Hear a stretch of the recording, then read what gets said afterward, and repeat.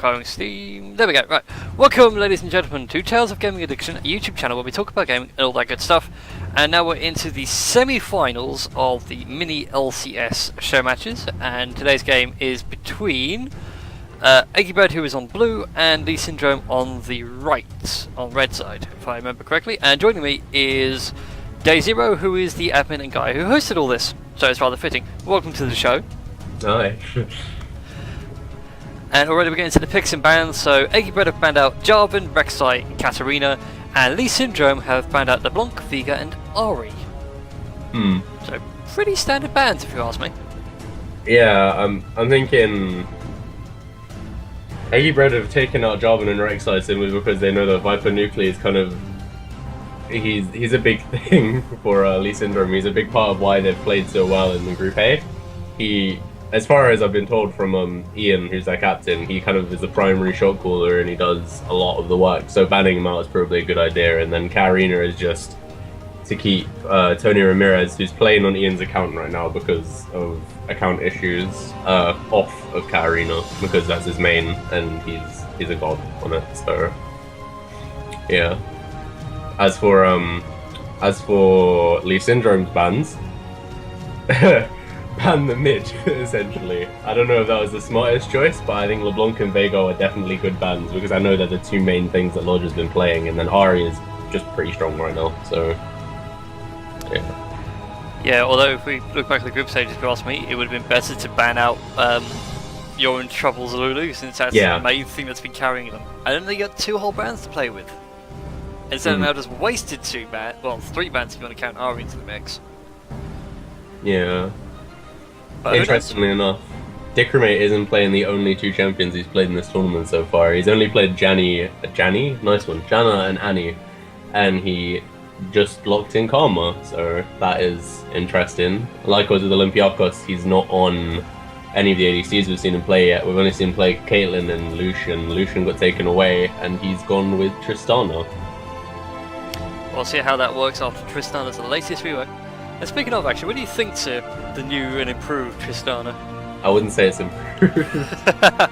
They gutted her stats, which is a really bad thing for everyone who was used to the stats, because now you have to get used to a whole new way of playing her. Like the early game on new Tristana is more like early game AP Trist, where you E, and that is going to be your damage. In comparison to AD Tristana before the rework, where it was, E, you didn't even really need it, excluding the passive, you never really used it. But overall, I think she's still strong, it's just people aren't used to her yet, so we'll see what Olympiakos can do. I think Tristana's a really good champion for him, theoretically. Like, on paper, he's a really passive kind of AD carry. He picks up every CS going. If you saw in his game versus TKR, he had, like, 450 CS by near enough 45 minutes or something, so he's got impeccable skill on the CS in front, but he doesn't trade so well unless he's already super fed. So I think Tristana's a good pick for him because she's got god tier late game. Hello. Well, as always, the thing with Tristana, it was her, I'm trying to think now, Trist, Cog, and Corki were the three god tier late game champions, always guaranteed to carry you through. Still, Eggy Bread's lineup is now complete, so Lodge is looking to go for Nidalee mid. Let the poke wars begin. Yeah, I've never seen him play Nidalee, so I don't know how that works, but should be interesting. It looks like they're going to take in Cass. Cass into Nidalee is interesting. If Nidalee lands a spear, she can win the lane really easily because she has so much damage, especially if she lands that skill shot, then it's probably like over. Just land that skill shot, jump in and do tons of damage with the passive, and then Cass has no escape, so she has no answer until Nidalee tries to kite back, and then she can land poison and spam E, but she got enough this patch, didn't she? So our mana costs are ridiculously high now. Eggy Bread is in and ready to play, whilst I just jostle everyone around, make sure they're all in the right spot. There we go. So this is going to be interesting. So do you feel like something's going to happen at level 1? From these pings, probably not. I think LeeSyndrome are prepared for it, most likely. Kind of looks like they've got Sion here protecting it. And yeah, no, I don't know. I don't think anything is going to happen here. Well, maybe not. You say there's a lot of Eggy Bread down the bottom lane. Mm-hmm. There's lots of aggressive wards coming out. Yeah, especially Sion just went in there, like, area just blue, not just pinged around that blue, so... Yeah, and Eggy Bread have been spotted out by the Dragon Pit. He insulated a little bit of damage. He can dodge the spears in a wide lane. Let's see how he does once mid finally starts filling up with minions. Let's see if we get that That's lane. a really bad position for Palmer to be in. Yep, a very bad position. He's actually forced the Whimsy out from Lulu. It actually takes one lot of damage. One more shot would do it. The Viper Nucleus actually take a bit of damage from the spears. Not quite enough though, so early trades actually starting to hurt both sides and actually may cause a couple of early recalls. Yeah, I think everyone's going to recall right now. I mean, no one's healthy enough to do anything here. I can't tell who this benefits though. I guess it benefits Lodge quite a lot because he's the only person really healthy enough right now. But Divine Ascension seems to not care and just pot up. If I was him, I would have beat, but what's work, I guess. Well, he has got Triss there to lay down a little bit of extra damage, just to help clear the new golems out quicker. Oh, Sion's making the invade on blue there. That's interesting. It's not really going well for him, but... No, but then again, his passive. Yeah, but... If he can deny the buff and upset the reset timer, that's actually quite a huge advantage. In fact, he is about to die. This could be an execute. Right off in the semis. Yeah. Yep, called it. Blue Sentinel gets the first blood, ladies and gentlemen. Did he even? Yeah, he did get it, so it was worth it, I guess. But then, oh well, no, actually, CS is still kind of working in the favor of Lulu, but not so much that it matters. It's only 2 CS, and he just TP'd back up. Now he's got blue buff. It's definitely worth it because he's delayed Nocturne now. Nocturne's gonna have to wait a little while longer to get 6, whereas Vi is already 3 and Nocturne is 2 because he doesn't have a second buff. I don't think he's actually cleared a 3rd camp yet, so... No, he's only just done the 2 camps, he's just swinging around now to do the walls. So that strategy might actually work out for LeeSyndrome for the rest of this game. We'll have to see how it goes. Yeah. But still, laning phase is going to be EU slow and steady. It's going to be very British, very polite. I've noticed quite a lot of Eggy Bread. I should say quite a lot of Group B games start off like this. It's probably the better way to put it. Like, I don't know, man. All of the Group B games include like teams with Eggy Bread and well, teams like Eggy Bread and like in God's name, and TKR somewhat. I mean, TKR either go in for a really long game or they completely stomp. And I guess that's the same with In God's Name We Feed, but Eggy Bread have got particularly long games. If we got like an average over their all of their group games, I'm pretty sure that it would be one of the highest. I agree with you there. Still doesn't beat the long game from the other day where it was like plus 45 minutes. The one versus TKR where they ended up, they were losing really hard and then they got an inhibitor and it kind of changed the game from there. Yep. Yeah. Nearly got a kill there for game for 5 CS. Never underestimate that commanding shout. Yeah. I always forget that that's supposed to be the kind of the main damage source of Sion top is his E. I always think it's supposed to be his Q, but then I'm like, well, that's kind of redundant because you need to charge it. People can see it. Although, have you ever played Sion and ARAM? No.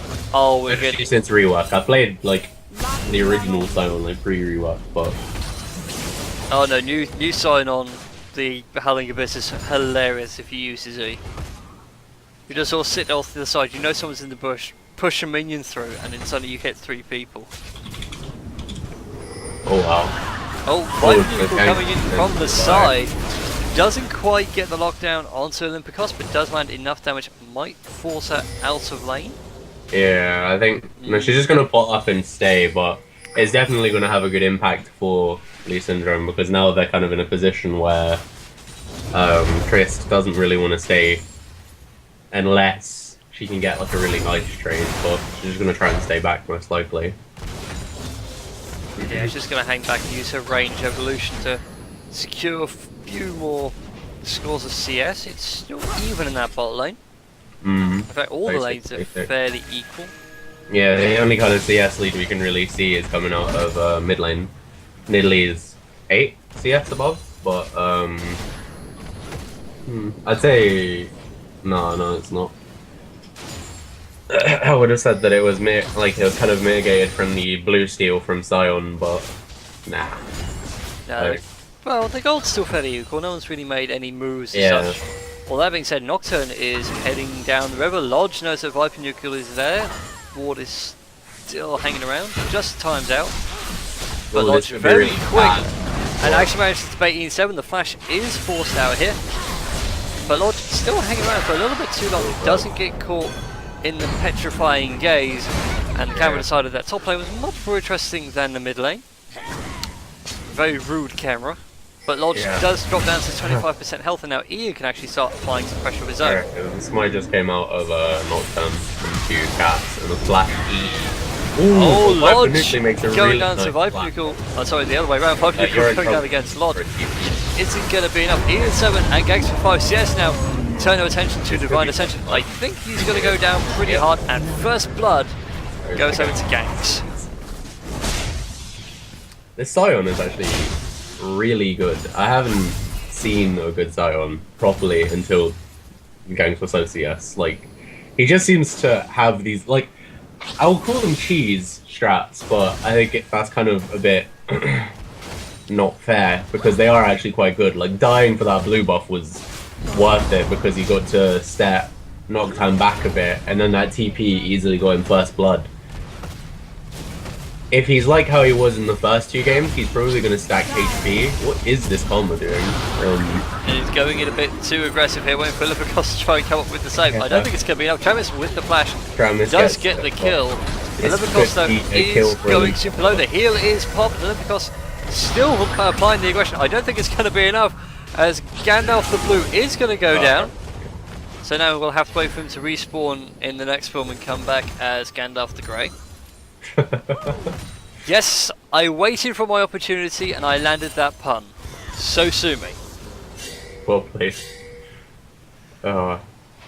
Freaked early, I got nothing on me. Oh man. If he dies more than like 3 times, you would just start calling him Gandalf the Red. But you know, lots of blood. Now, I'm going to take a note out of, what was it, 2D TV on ITV, way back when. They took the mick out of it, and it's now Gandalf the Tough. Oh wow. In fact, you can never kill Gandalf, he has the complete Dulux colour range. Oh god. What are these pings coming up from blue side? It seems they know the Vi's on the bottom half of the machines. Just giving Cass blue. Karma seems to be rotating up to mid to try and do something on Cass, but I don't think they have the positioning to do it right now. No, they were trying to get a little bit of aggression down to Ian, so it's not going to work. There's too much map awareness now from LeeSyndrome. They've got a ward down by Dragon, there's a pink ward up in the Death Bush. So Sion's E just chunks so hard. I've watched every time that You're in Trouble has been hit by one. Like, I mean, he doesn't seem to be particularly trying to dodge them, but that said, I don't expect him to do that much. Ooh, this gang that was really painful. By the Nocturne ult, but like when Nuclear comes in on a, oh, I think he's dead. Oh yeah, he is very dead. Travis though, yeah, Nocturne goes down with it. Travis makes a nice ult to save himself and gets the kill onto Nidalee. Sion coming in, but nah, he's not gonna get anything. Everyone's gone. Everyone's already dead. Yeah, sorry gangs, everyone died. You've wasted your ult for nothing. Although at least we know he can run down to mid lane now if things get a little rough. So Lucian's just gonna try and push mid down because he's there. Well, he's there, there's no one to pressure him, CS. So after that, it's still kills in favour of LeeSyndrome, but the gold has yet to shift. Yeah, there's only like a 400 gold, which is essentially just the first blood in favour of LeeSyndrome. But that's also including CS, because considering it is only 1 kill difference, ooh, this could be equaling the kills up. I doubt it. E7 coming in from the side of Glenn, the poison, oh, the and getting the skill. fangs. Is it going to be enough? The Cullen comes through, and Gandalf the Grey secures himself yet another kill, though he nearly gets chunked out by Nidalee. If Nidalee just jumped over that wall, I think she could have easily gone. Flash wasn't up, but the dash is only like 5-second cooldown or something, so I think that could have been a kill onto Lucian. Might have put him in a bad position for Cass though. Cass could have probably picked up a revenge kill. I think Cass just really wanted to let it slide. 3 more kills than the ADC let him stack up here, although it's going to be first tracking over now for LeeSyndrome. Spear nearly picks it up from Lodge, but they will have timing of it. And now we could see a potential fight breakout here. Nope. Instead of I don't think LeeSyndrome don't want to fight this. Cassia is way too low on mana. Regardless, it seems like the nuclear wants to go ham. Well, why not? The petrifying really gaze will be enough. That's all they really needed. And now they can just safely disengage, assuming they get out of Karma's slow. And they do. It's all good for LeeSyndrome today. Funnily enough, they actually got a lot of gold efficiency for that pink ward. Not only did it give them like at least a sight ward's worth of vision, they also got to clear 3 wards because Dichromate just placed ward after ward in there, not wanting to just walk in there, but also wanting to kill the pink.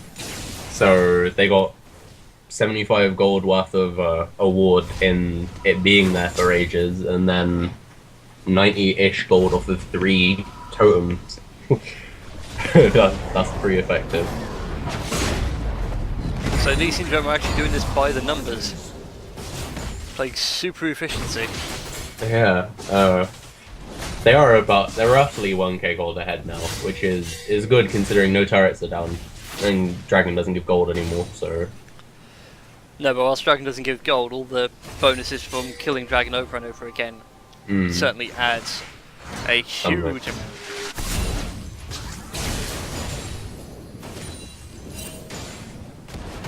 Just waiting to see what everybody else is going to do now. Currently 13 minutes on the clock, 4 kills to 6 in favour of LeeSyndrome, 18,000 to 17,000, but still no turrets. Dichromate not down yet. Although, still playing a bit hyper-aggressive. I don't think he's aware that Trist is aggressive as she used to be. She likes to be a bit more passive now. If I come to think about it, that's what Riot's done with her rework. They haven't nerfed her or anything like that. They've realised how trigger-happy she is and just calmed her down. Yeah. Go here, Lulu. We've got some diads we found. What was it, actually? What did you do with ADHD? She's still ridiculously trigger-happy in the late game, though. Oh yeah, she's still there. She's still there. I'm trying to remember what it is now. That was it. It was Ritalin. Here you go, Tristana. Have some Ritalin. Calm down. That was the joke I was trying to think of. Oh. So item-wise, whilst everyone's just calming down and farming up, and LeeSyndrome decided to do a 4-man stack in the bot lane, which could prove very, very effective. No one's really built anything major. No, as of yet. really. Italy's close. She's nearly got herself the Rabadon's death cap. I think the interesting thing to note here is that Eggy Bread don't have a tank. Their Nocturne has gone straight from Stalker's Blade into Buildwater Cutlass, which means that he's not going to be tanky for another 15 minutes when he finally finishes that Bork and then gets a tank item. Unlike LeeSyndrome, who have their dedicated tank in Sion, who's just gone straight for Righteous Glory, but another interesting thing Sion's done is he's got Distortion Boots. Yeah, it's a bit of an odd pick. Although it does reduce his cooldown of teleporting ghosts. Yeah. So it does make sense. Get the speed boost and then reduce the cooldown of extra map control and speed boosts. Yeah. I think I would have gone Flash if I wanted Distortion though. I think it's better for Flash because because of the cooldown reduction. Just Flash, in my opinion, is a better ability than Ghost. But luckily, Jarvan was actually banned out this game. So if Jarvan was in this game, I think it would have been a no-go for Ghost. But luckily, he wasn't even available. So there you got that just out of the way, really. Indeed do.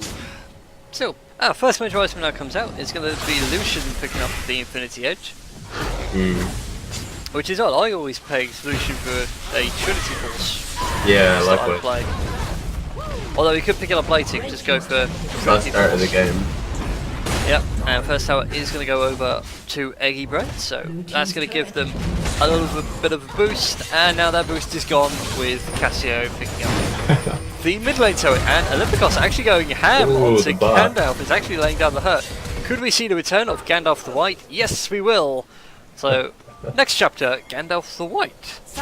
I might actually have to pull up the Jorg's colour range for colours. And Olympicos really getting nice caught out from the side here, does take the assault and battery to the face, and he's going to go down. Dichromate is also very low, but has nowhere left to run or hide. And all that leaves is Nidalee. Nidalee. You cannot fight this as hard as you like. There is just too much pain. Although Dark Attention might be able to help out here, does manage to dive straight on in on top of Cassiopeia, and now the teleport from Siren comes in. Is he going to get interrupted? Nope, and he even goes in with the ult. Does manage to pick up Lodge and gets the kill onto Divine Ascension. Lodge is in serious trouble, takes the Vault Breaker and goes down, and I wouldn't be surprised if LeeSyndrome just decides to go ham, right onto this tower, pick it up, and then go straight on into Dragon. Although Siren is actually going to back. I don't think I quite understand that. Oh, it's because Lulu's pushed in now, so the towers are now equal, but Lulu's now already starting to deal some damage to the inner tower, so he just needs to hop up and ghost. But that said, Zack and Drake will be going down to LeeSyndrome here. I don't think they're going to be much, no contest at all. Karma only just got there at the last second, just enough time to place the wall down, so both teams have time of Dragon there, so Dragon number 3 might be one for contest. We'll just have to wait and see how that goes. Sion's finished his Righteous Glory. Well, he actually had it finished before that fight, really. Because he used it in the fight to catch up. That's an interesting item, or in my opinion, is an interesting choice of one anyway. Not many people pick it up. Especially with boosts of swiftness to make sure people still can't stop him, and the ghost. He's just going to be out, kind of, runnable. Even with Nidalee's high mobility and all of the jumps in the world, they're just not going to be able to outpace him. I just had this crazy thought. I think Gangs for 5CS has actually built the Sion more like a Hecarim. It's more the potential speed. Yeah. And that works really well into the Hecarim's passive. Although, by breaking out here, up by the Baron Pit, Dichromate is actually taking a lot of damage. Dichromate again is going to get the kill.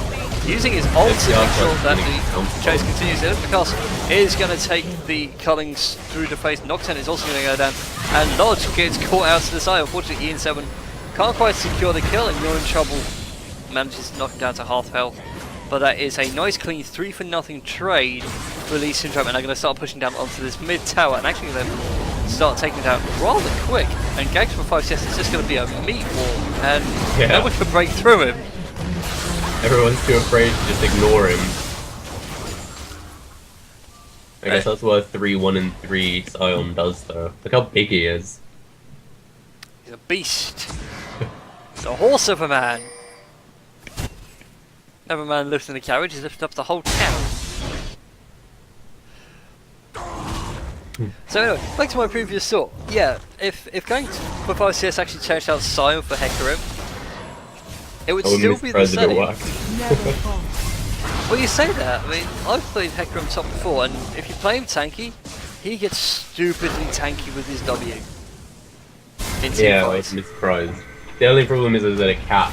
I wish they got rid of that cap. I remember before they nerfed the cap, or before they put the cap on and nerfed him, Viper Nuclear was really bad. Yeah, goes out. It is going to be knocked out. Gets the kill.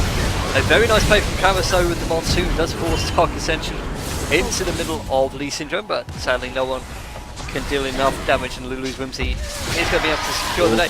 Lodge though takes a huge amount of poison. Is it going to be enough with the burn? It is indeed. Even 7 does go down. The ultimate comes out from Sion on top of Divine Ascension, but unfortunately it's not enough to stop the kill going down to Cassie, who actually goes super low himself. Aiming shielding Gandalf the White. Oh, Gandalf. And it is going to pick up the kill very nicely. And still this fight continues. Dichromat and Olympicos trying so hard to hold the live, but they are not going to be enough here. Tower does go down. Gangster 5CS finally falls. The passive is now popped. Olympicos is I think he might actually get this. It is not going to be enough. Oh, to hop away. And Sion gets the kill. So that's what I actually lost track there because now everyone's starting to respawn. I think that was something like a 3 for 3. 4 for 2, but I'm not 100% sure. I'm going to say that was 3 for 3. You're probably right. We'll stick with that. I'll go back now, watch this in the edit, and just go, oh yeah, it is 3 for 3. Beautiful goal for me. When is Dragon back up? I have lost count in my head when he went down. He should be up. It'll be about soonish. 3 minutes. Yeah, it'll be soonish. So anyway, back to our previous thought. Old school Hecarim, do you think he should come back with no cap on his W? Yeah, I mean, like, I understand why it was broken, because you could eat into a team fight and wall like all of the damage that anyone throws at you just because you W, and then everyone doing damage, including yourself, just heal. You just heal all of it, and you go from like 40% HP when you engage back up to 100. But at the same time, I miss it. What about raising the cap then, so that way you get some back, but it's not too much? Yeah, I think that would probably be a good kind of way to get some leeway on Hecarim, because he is quite balls to the wall. Kind of, he only really works as a top laner now because he can get the gold to go Triforce and not feel like he's ridiculously squishy because you had to wait ages to get it. Yeah, although we did see a return in Earth, which was I used to play a lot of Hecarim jungle, but I think he kind of fell off, and as a result, I just kind of stopped having success with him and left it. But as you can see, he clearly does have some use because Jason's have pulled it out near enough every game. Well, I think we're returning back to the season cycle again, so everyone's going to be a bit tanky, and the game's going to be really long and stupid, and then something's going to change in some way, new item, changes to runes and masteries or something like that, and then think it's going to be super AD carry time again. We're going to see the return of Corky. Yeah. I mean, AD carries are in an okay position right now, to be honest. And I think about particular ones like, for example, Corky is really strong in the mid game and can pretty much control the game from there, and then you have your hyper carries who, regardless of what that happens in the game, if it hits about 30 to 40 minutes and they have the items they need because they got the CS they needed, they're going to have that impact that they need. Ooh, Ian's a very nice engagement with Ian. Unfortunately, he does get caught out by Divine Ascension. It is going to pull right away from the fight, and it is going to mean a little bit of a breakup hill. The Divine Ascension is going to be the first one to go down. You're in trouble. It's forced to pop the Whimsy. Does get caught out by the Vault Breaker and forces a flash. King for post CS actually takes so much damage. He is forced to retreat. The culling from Gandalf the White. I believe he's still white, isn't he? Yeah, he is still white. He's only died twice.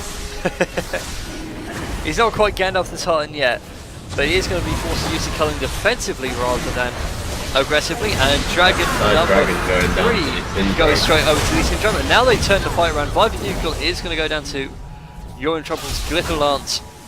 Ooh, and a shutdown for Lodge. Boy. This is not what you want. Lodge is now going aggressive onto Ian. Ian is trying to lay down the hurt. The igniting the poison is going to be enough. So it is going to be a straight up trade now. And that was actually really good for Eggy Bread. They managed to get 3 for 1 or 2 off my account. Yeah, I think it was 3 for 1. But they did lose that dragon, which wasn't worth it for them. No, because now it means Sion can move around the map a little bit quicker. And very, very unlucky for Olympicos. Tries to kill Sion, actually gets distracted. A little bit too much there, and Travis actually manages to come in. Sadly, Travis is a little bit low though here. I don't think he should try and stop them from taking the inner turret. no, but he did do a good job of keeping characters with 5 CFs alive a little bit longer, especially now with that ult coming back up as well. So if another team fight breaks out at the base gate, Sion is just going to sort of get to his starting block and yell Leroy, holding the X out as he goes. Actually, thinking about it, that needs to be a skin for Sion. Yeah. I mean, after all, we have got the legendary Ghost Caller working for Riot now and not Blizzard. So Sion or heck, someone who does a lot of charging needs a Leroy skin.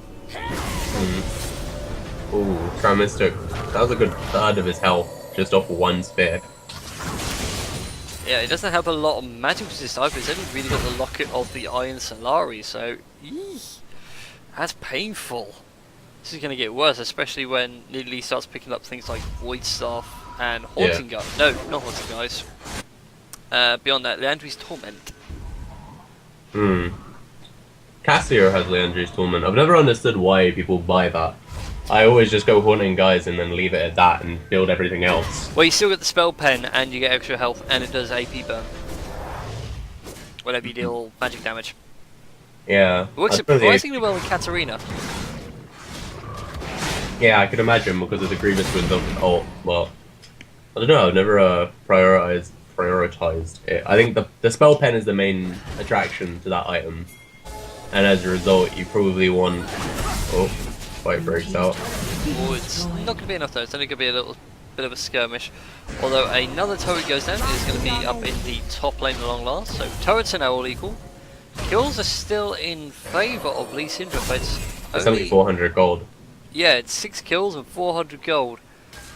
Ooh, this is a tough one. The next team fight might tip the scale at long last. I don't actually understand why the gold is so close right now though. 6 kills and it's the exact same in turrets, and I can only see a marginal kind of CS difference. I assume it must be solely off of the fact that most of Eggy Bread's kills have gotten them more assists than LeeSyndrome's kills have gotten them. Like, let me count 6, 11, 13, 20. Eggy Bread have 20 assists off of 12 kills, and then LeeSyndrome have got 10, 19, 30 off of 18. No, that's not even logical. That doesn't make sense to me. I don't understand why they're so close in gold right now. The mathematics does not make sense at all. I'll agree with you there. Oh, Games for 5 sets, a very nice ult. Managed to snuff him through. Your trouble actually goes super low. It's actually forced to hugify itself, but unfortunately it's not going to be enough. Vi comes on through, picks up a kill, goes straight down to Tristana. Divine Ascension also goes on to the back. And Sion isn't done yet. He is wailing on Tristana, determined to make sure that the reworks are all his. Ian is going to pick up the kill now, and 2 members of Eggy Bread are left standing. It is not going to be enough though versus the 4 members of LeeSyndrome, although Gangs of 5 CS is very low. If he's not careful, he will die a very slow and painful death. But death does not scare Sion. He's actually now just going to go ham on the tower. So the first base tower goes down to Eggy. The gates are open. Yep. I wish they actually did something with the base gates like that. Well, like if you drop an inhibitor turret, if you drop, say, top inhibitor turret and mid, then the top to mid base gate is open for everyone. I think that'd be really cool. That would be really cool. It'd be a little bit broken, but it'd be really cool. Actually, it wouldn't be too bad. I mean, to be honest, let's face it, if you lose that area of the base, that's where they're coming from. But I don't know. I honestly send all our ideas to Riot. Righto, please. Oh, maybe Ghost Caller. Hear our plea. Then you know we have a... What color is Gandalf now? He's died 3 times, so he's no longer white. Let's see, Solid blue, 1 death is grey, 2 deaths is white. So now, let's go with Charlton. He is now Gandalf the Tartan. Okay, Gandalf the Tartan. If he dies again, he can't be Scottish. No, if he dies again, I suppose we'll make him Gandalf the Yellow. We'll go Wales. Yeah, oh well. Maybe Gandalf the Beige. Gandalf the Beige. That's a little bit too close to grey for my liking. Although Nocturne coming straight on in with the ult. Does a little bit of damage onto maybe he did. Although Olympicos is still a little bit too close to the comfort. Divine Ascension does manage to pick up the kill. Divine Ascension now changes his focus onto Gangster 5CS. The petrifying gaze allows Loon to get killed.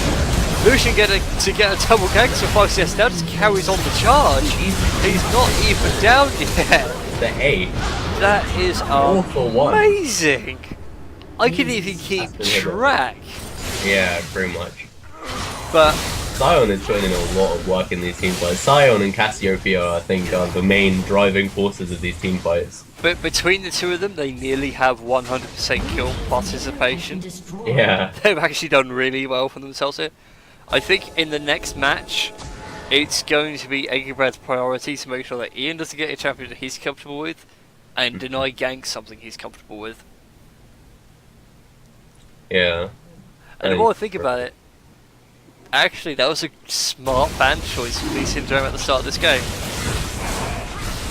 Or which band? All the AP bans. Ah, yeah. All of Lodge's comfort picks. Like, he hasn't particularly done... He's not the reason they're losing, but he's also a reason they're not winning. Because he's not on a champion that he's super comfortable on. He's not got that massive box coming out of Veigar. And he hasn't got the pick potential that he has with LeBlanc. As for the Ari, I don't really know. I think the Ari is just, we need one more what plays roughly between the two. And Ari roughly fits into that category. She has the charm, she's got Foxfire and Spirit. Yeah. LCS has been a little bit over-aggressive here. Oh, he's fine.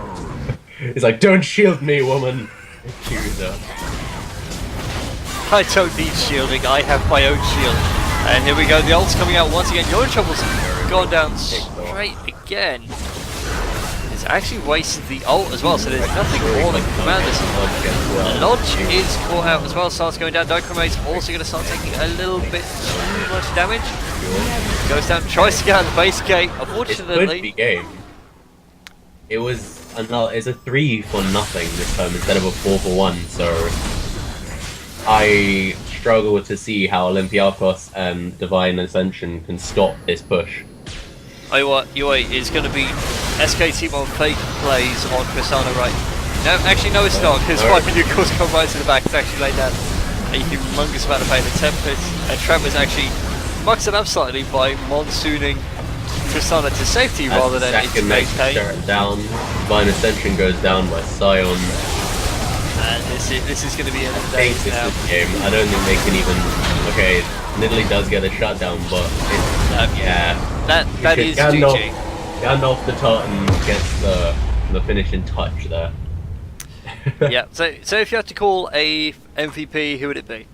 Sion, definitely. Agreed. Thank you very much for watching, ladies and gentlemen, and we'll see you for the next match.